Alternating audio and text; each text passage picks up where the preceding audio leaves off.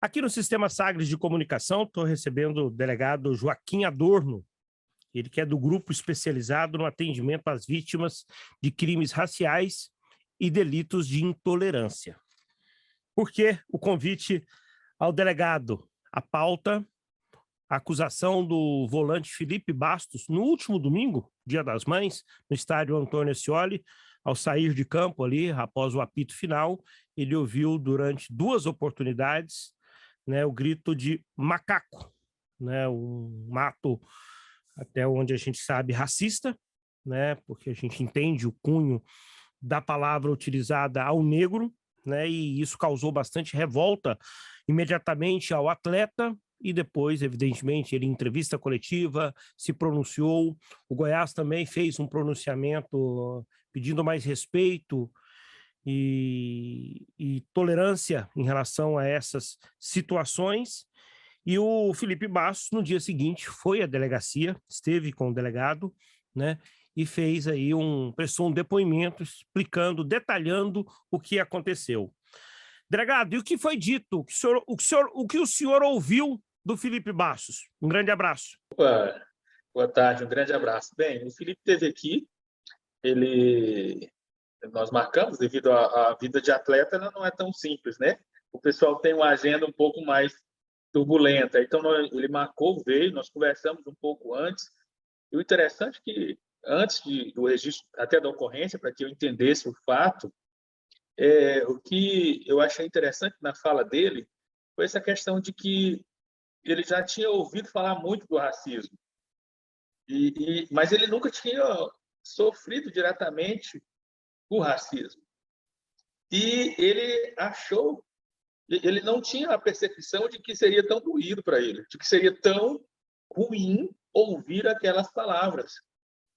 E ele ouviu e aquilo marcou ele profundamente, a ponto de desestabilizá-lo emocionalmente, da família perceber que não estava bem, ele ter que conversar com os filhos. Então, observe o tanto que o racismo, que a intolerância, dói em quem ouve as palavras. Então, ele realmente explicou todo o seu estado emocional diante daquela fala racista, ele fez a ocorrência e nós já iniciamos a apuração do fato. Inclusive, ele também já foi ouvido, facilitando o processo. Delegado Joaquim Adorno, o senhor citou uma coisa interessante, às vezes dói mais quando é com a gente do que eu ouvir falar, uma pessoa fez isso causa, claro, indignação, toda manifestação racista, ela tem que causar indignação, né, independente da sua cor, mas quando é com a gente, ela dói mais, né? E isso é uma rotina aí na delegacia, né, em outros segmentos, porque o racismo não está só no futebol, está na sociedade como um todo. Olha, infelizmente, é uma realidade. Por exemplo, aqui nós já atendemos diversos casos de pessoas que se recusaram em ser atendida pelo enfermeiro que é negro e fazer comentários colocando em descrédito a habilidade daquele profissional simplesmente por ser negro. E outras profissões. Nesse exato momento, para você ter uma ideia do tanto que é complexo, nós estamos atendendo aqui, do outro lado, não vou falar o nome da pessoa, uma enfermeira que no atendimento foi vítima de racismo e ela nunca achou que doeria tanto. Tanto é que ela não conseguiu vir na delegacia no mesmo dia, o tanto que ela estava abalada psicologicamente. Só não, eu fui vítima de racismo, eu chorei a tarde inteira, eu não consegui vir à delegacia, o tanto que foi dolorido para mim. E aqui no estado de Goiás, nós estamos tendo uma média de 20 a 22, até 25 enquetes por mês de intolerância. Aqui em Goiânia, região metropolitana, principalmente.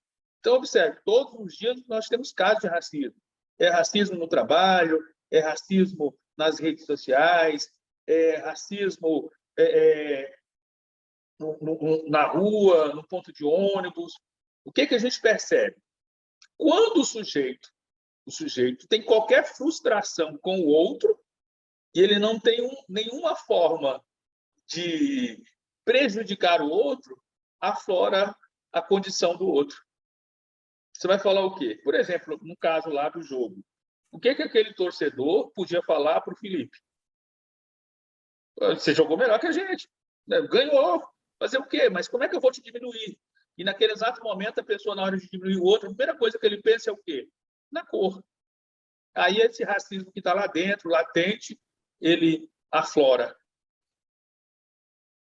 É uma arma, né, É uma arma. que a pessoa acaba utilizando quando se sente, digamos, inferiorizada por ver uma pessoa de cor negra, né, numa situação em vantagem, seja num jogo, seja numa posição dentro da sociedade, seja para prestar um serviço.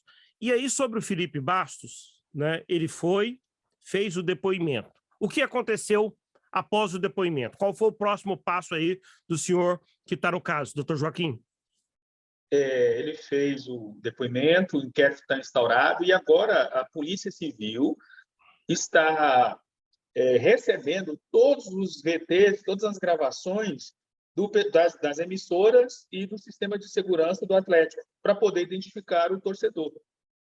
Então, agora nós estamos na fase, trabalhando todas as imagens para poder identificar a pessoa que praticou o ato racista. Que eu acredito que não vai ser muito difícil, porque nós sabemos que esse torcedor do Atlético ele não representa a categoria, porque são os torcedores do Atlético são pessoas de bem, na maioria pessoas de idade, que frequentam o estádio ali há 20 anos, 30 anos, são torcedores, o torcedor raiz, né, que ele está lá torcendo para o time há 20 anos. Então, na verdade, acredito que em breve nós, após a análise de todas essas imagens, que pode demorar até 15 dias, porque, observe, nessa análise nós temos que olhar cada segundo daquilo que foi transmitido de diversas emissoras e nós iremos, então, identificar o torcedor e, após isso, ele será intimado para interrogatório. Por quê? Porque o Felipe e outras testemunhas já atestaram que, de fato, ele chamou o jogador de macaco. Então, não é só a palavra do jogador. Ele estava acompanhado de outros colegas que também ouviram e viram naquele exato momento. Essas outras testemunhas são quem? Eu não vou citar o nome aqui agora, eu vou esperar avançar um pouco mais, depois nós citaremos, mas são jogadores do próprio time que estavam ali acompanhados dele naquele momento. Delegado, surgiu uma informação de que o torcedor já tinha sido identificado. Ele foi ou não foi? Ainda não. O torcedor não foi identificado. Até porque, assim, nós devemos ter muita responsabilidade nessa situação. Porque, observe, qualquer fala errada, nós podemos fazer uma injustiça com um cidadão que não fez nada. Oficialmente, nós não temos nenhuma identificação. Nós não sabemos ainda quem é o torcedor. Nós temos uma ideia de imagens, nós temos uma ideia de quem possa ser, mas nós não temos ainda nenhuma identificação da pessoa que praticou o crime de racismo. Essa identificação vai passar pelo Felipe Bastos?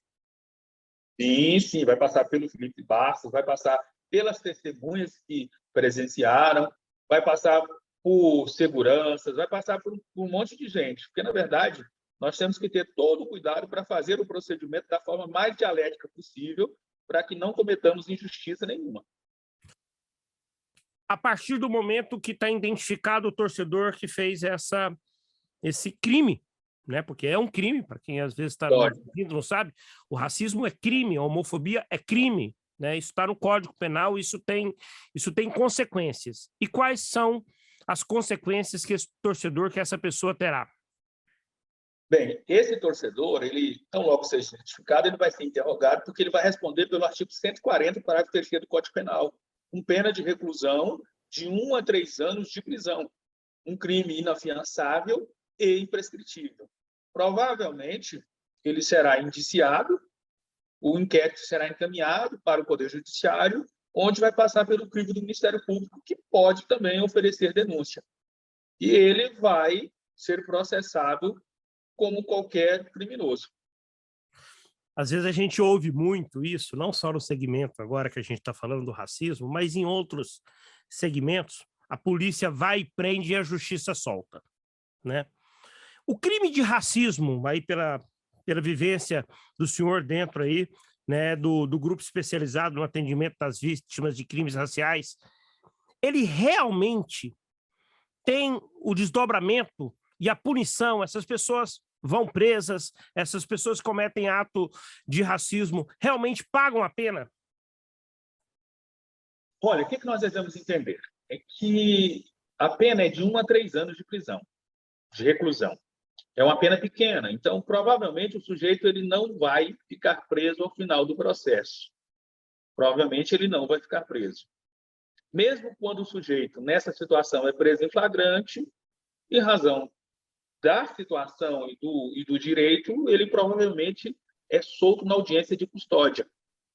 Eu digo o seguinte, eu costumo dizer o seguinte para as pessoas: independente de, no final do processo, o sujeito pagar 1 dia de prisão ou uma cesta básica, ou fazer trabalho comunitário 6 meses, já vale a pena. Vale a pena porque quando você faz tudo isso, para a pessoa que pratica o racismo, você está pedagogicamente ensinando para ele que nós não toleramos isso. Porque até esses dias atrás, era muito comum a pessoa fazer e a coisa ficar por isso mesmo. Então, não havia ainda uma ideia nossa, nós como sociedade, de não tolerar o racismo. O sujeito fazia uma piadinha, fazia uma brincadeira, fazia isso e a gente deixava, passou. Então, independente, preso, o sistema legal do Brasil, e como todo o sistema do mundo, ele tem um viés despenalizador. Então, na verdade, só em crimes mais graves, de fato, o sujeito vai preso. Por quê? Porque eu também imagino que esse cidadão, embora seja racista, ou homofóbico, ou transfóbico, nós estamos mais preocupados também em recuperá-lo, em dar consciência a ele, em mostrar para ele que a atitude dele é errada. Que ele vai pagar, que ele pague uma cesta básica, que ele pague 6 meses de trabalho comunitário, mas ele precisa responder por alguma coisa. Prisão, eu acredito que uma condenação por prisão é quase impossível, em razão da pena máxima ser apenas 3 anos de reclusão. Existe uma data que o senhor trabalha com a possibilidade de encerrar esse inquérito e, digamos, apresentar provas e passar esse caso para a justiça, para essa situação de Felipe Bassos? Eu espero muito, porque, como eu te disse, a demanda do GEAC tem aumentado muito, né? Então, assim, esse caso do Felipe, ele é um caso emblemático por causa que envolve o futebol, envolve 2 times que são times clássicos, né? Que fazem parte da história do futebol goiano, mas nós temos também outros casos. E nós estamos cuidando de todos esses casos ao mesmo tempo. Acredito que, no máximo, aí, em 45 dias, eu consigo concluir o procedimento. Por que eu digo isso? Porque eu tenho que fazer as coisas com muito zelo para não cometer injustiça. Eu tenho que fazer a coisa da forma muito correta. Aqui no GEAC, nós temos uma média de aceitação dos nossos procedimentos, lá pelo promotor, pelo juiz, de mais de 90%. Aquilo que a gente faz aqui, a gente tem todo o cuidado de esgotar todas as possibilidades de prova e de ter certeza daquilo que fazemos para que não seja feita injustiça, para que o caso seja apresentado da melhor forma possível ao Poder Judiciário. Então, eu acredito que, se nós conseguirmos finalizar isso nos próximos 30, 40 dias, vai ser muito bom. Acredito que até menos o prazo, pode ser até menos, mas eu não posso estabelecer uma data fixa, porque a investigação ela não é um quadradinho que você vai preenchendo, porque aí você vai identificar o sujeito, aí surgem inúmeras variáveis, e eu não posso prever tudo que pode atrapalhar a investigação. Delegado Joaquim Adorno, obrigado por nos atender, pela gentileza de nos atualizar a respeito desse assunto. Um bom final de semana. Muito obrigado pela oportunidade.